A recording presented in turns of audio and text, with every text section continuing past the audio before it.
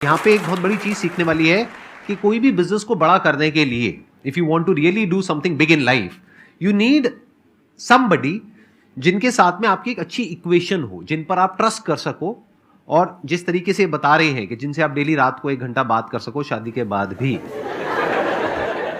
बहुत बारी ऐसा होता है कि काफी सारे लोग हो गए हैं साथ में काम करने के लिए, तो ऐसा नहीं होना चाहिए कि कभी कुछ उधर से कुछ और चीज हो रही है और हम लोग कुछ और मैं कुछ और बोल रहा हूँ। और आई एम श्योर टीम में भी ऐसा बहुत होता है, लोग आपस में लड़वाने की कोशिश करते हैं। मैं इसमें अपना एक पॉइंट रखना चाहूंगा कि पहले जैसे हमारी फैमिली में किसी ने कभी कोई बिजनेस किया ही नहीं, कभी कुछ छोटे मोटे किए तो उनमें आपस में भाइयों में ही झगड़े हो गए। मतलब कोई अगर फैमिली में कोई ऐसे है कि बिजनेस किया तो आपस में झगड़ा हो गया उनका, तो पार्टनरशिप को ऐसा बना रखा था यार कुछ भी करो पार्टनरशिप में कोई काम स्टार्ट मत करो। बट मेरी भी वही थिंकिंग थी, कुछ भी करो पार्टनरशिप में मत स्टार्ट करो। लेकिन जब वरदान जी आए 4 साल हम लोगों को हो गए साथ, और बहुत अच्छे से हम लोगों ने बहुत उतार, बहुत ज़्यादा चढ़ाव, बहुत नीचे उतार भी देखे, बहुत रोलर कोस्टर जैसे राइड रही। बट हमारे बीच में आज तक टचवुड एक भी बार तेज आवाज में बात तक नहीं हुई, कोई मतलब जीरो झगड़ा। मैं तो एक ही चीज़ इसमें मेरे को सबसे मेजर लगती है, वो पेशेंस है। कि कई बारी हम लोग अपनी थिंकिंग में इतने ज़्यादा इन्वॉल्व हो जाते हैं कि हम ये सोचते हैं कि जो हम सोच रहे हैं वही सही है। अभी हम लोग दिन में बेशक 1.5-2 घंटा बात होती है, उसका मेजर एक रीज़न ये भी होता है कि मैं बिल्कुल अलग चीज़ सोच रहा हूँ, सर बिल्कुल अलग चीज़ सोच रहे हैं, और ऐसा नहीं है कि ऐसा होना कोई गलत चीज़ है। और जब उनके मिलने से एक सॉल्यूशन निकलता है तो वो सॉल्यूशन मेरे को लगता है कि वो सबसे ज़्यादा एफिशिएंट सॉल्यूशन होता है। लेकिन उस डिस्कशन में ऑब्वियसली ये आपको ध्यान रखना होता है कि हम लोगों के लिए सिर्फ इस डिस्कशन के लिए ख़त्म नहीं हो जाएगी ज़िंदगी, इसके आगे भी बहुत बड़ी ज़िंदगी है। तो अगर साथ में रहेंगे तो बहुत कुछ अचीव कर पाएंगे। तो हम लोग हमेशा बोलते हैं कि 1 और 1 11 अगर हो सकता है तब तो 1+1 करने का फ़ायदा है। अगर 1+1 2 भी हो रहा है तो फिर कोई उसका इतना फ़ायदा नहीं होता।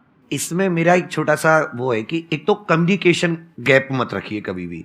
मीन्स आप गुस्सा है अपने पार्टनर से, आपको बहुत गुस्सा आ रहा है उसकी किसी बात पे, आप बात कीजिए। सेकंड चीज एकदम ब्लाइंड ट्रस्ट, मीन्स आपको ऑनेस्ट रहना पड़ेगा। और तीसरी चीज की मान ले तो उन्होंने कोई डिसीजन लिया, अब आपको ये नहीं कि आप उस पर लग गए और ये तो हो ही नहीं सकता। ये ओवर द टाइम आएगा कि आप उन्होंने कोई डिसीजन लिया और आपको उससे का कोई बहुत लॉस हुआ।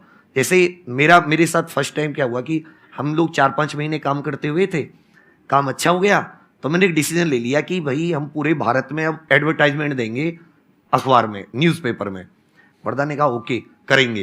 उसने पूरा एजेंसी से बात की, उसको पूरा पे कर दिया। जिस दिन वो निकलने वाला था उस दिन 1 दिन पहले मेरा दिमाग बदल गया।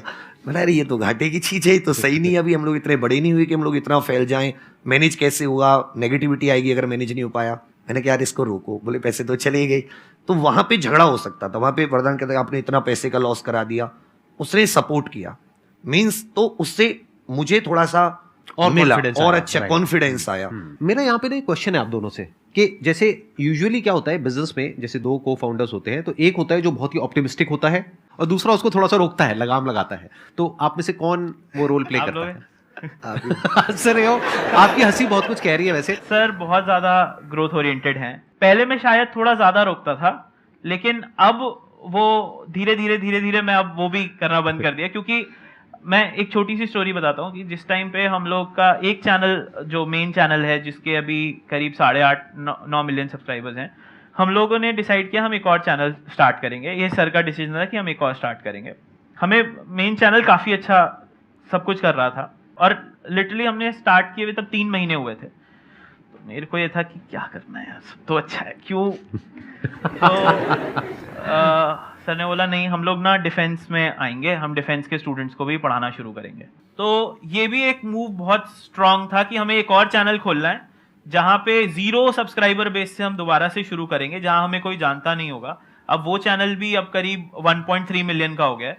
तो उस टाइम पे वो सोचना कि अब हम डिफेंस के स्टूडेंट्स को भी पढ़ाना शुरू करेंगे, और वही है रीजन कि आज हम लोग ऑलमोस्ट 26 चैनल्स में डाइवर्सिफाई कर चुके हैं। और टोटल आपके कितने सब्सक्राइबर्स हैं अगर सारे चैनल्स को मिला लिया जाए तो? करीब अभी 16 मिलियन सब्सक्राइबर्स हैं। 16 मिलियन सब्सक्राइबर्स हैं यूट्यूब पे।